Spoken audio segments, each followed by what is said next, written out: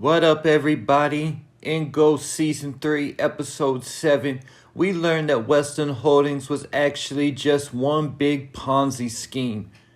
In addition, Tariq was in jeopardy of losing his trust fund, and the Tejadas were in jeopardy of losing $2 million if Braden didn't do something about it. At the same time, Lucas told Braden that he would snitch on him about his drug business if he tried to do something about it, so just keep your mouth shut. But Braden knew that this wouldn't be a good idea, especially after hiding the truth about Lauren from Tariq and lying to his face for months. So this time, he decided to come clean immediately and came clean to Tariq about the Ponzi scheme. Notice he didn't say anything to Kane about it, and for good reason. Kane would have only made matters worse, or handled business like I was talking about last week and kidnap Lucas and force him to return the money. But Monet, being the OG that she is, already knew that Western Holdings was a bad idea.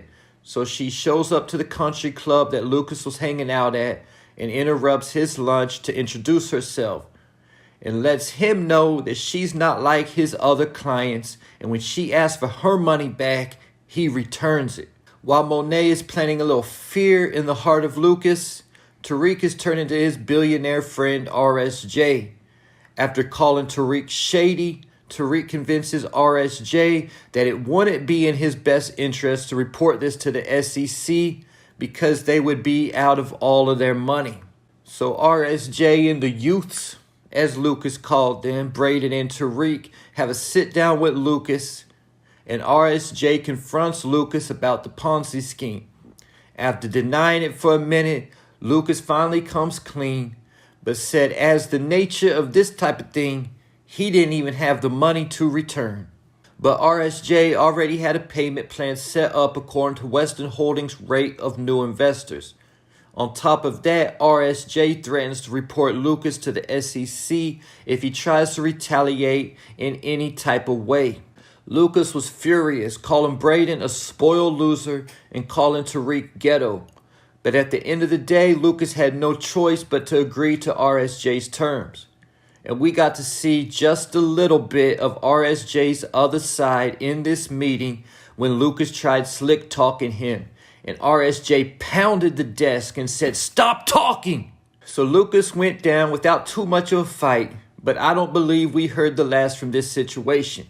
I believe Lucas was utilizing Power Law 22, use the surrender tactic, transform weakness into power. Lucas bought himself some time with the payment plan.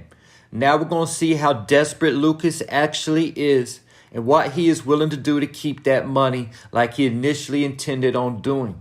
Remember how important that RSJ account was to Lucas? Looking back now that we actually know what was going on, there's a chance that Western Holdings was running out of money before RSJ's investment. RSJ was so important to Lucas that he threatened to fire Tariq if he wasn't able to sign RSJ.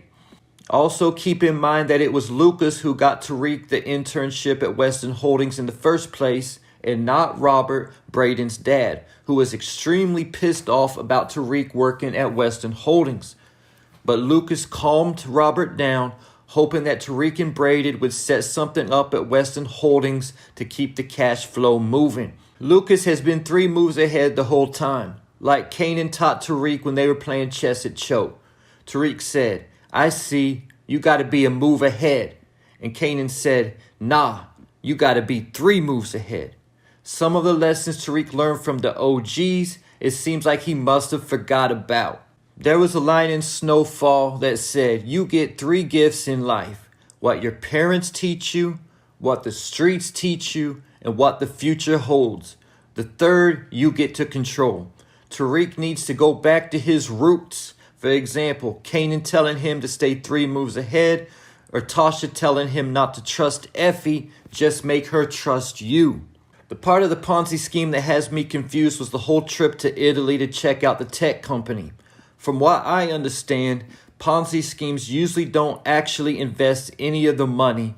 They only use the investments to keep the cash liquid and flowing. But maybe this was all part of the scam and Lucas never intended on investing any of the money into the tech company in the first place. This could explain why Lucas initially insisted on being at the meeting.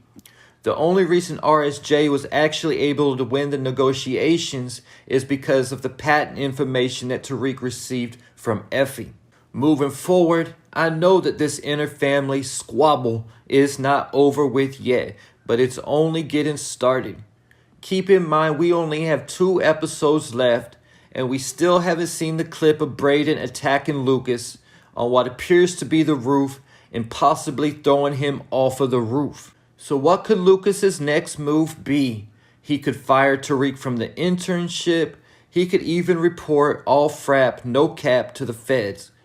But either of those moves will cause retaliation from RSJ. Expect for Lucas to implement Power Law 26. Keep your hands clean in whatever he chooses to do to retaliate. I mentioned the quote in yesterday's video, cut off the head and the body will follow.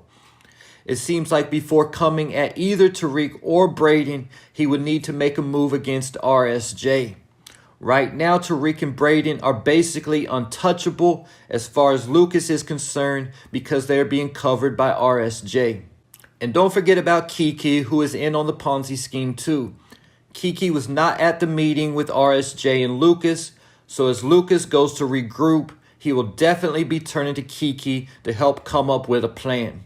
Kiki had also been playing Braden and initially pretended to be clueless when confronted by Braden about the Ponzi scheme. Kiki justified what they're doing, saying these people won't miss it. Then spoke to Braden like she was in the mafia, talking about capiche. The writers sure do have a way of making the viewers hate certain characters, like Lucas calling Tariq ghetto and Kiki telling Braden capiche. All this after we just found out that they're scammers running a Ponzi scheme. She said Braden is selling people poison. True. The difference is the drug users know exactly what they're doing and choose to do it anyway to enjoy the high, while the investors at Western Holdings have no idea that they're throwing their money away into a Ponzi scheme. Getting me to Tariq's trust fund. So Tariq will be getting his trust fund returned as part of the payment plan. My question is, since this deal was done low-key, is Tariq going to get those payments returned to him in cash or returned to the initial trust fund? Because they're doing all this under the table, this could be a way Tariq gets his trust early before even graduating from school, and could reunite him with Tasha, Yaz, and Estelle before he even graduates from college. And there you have it. Do you think Lucas will retaliate? And if he does, what do you think he's gonna do? Leave your thoughts, theories, and predictions in the comments.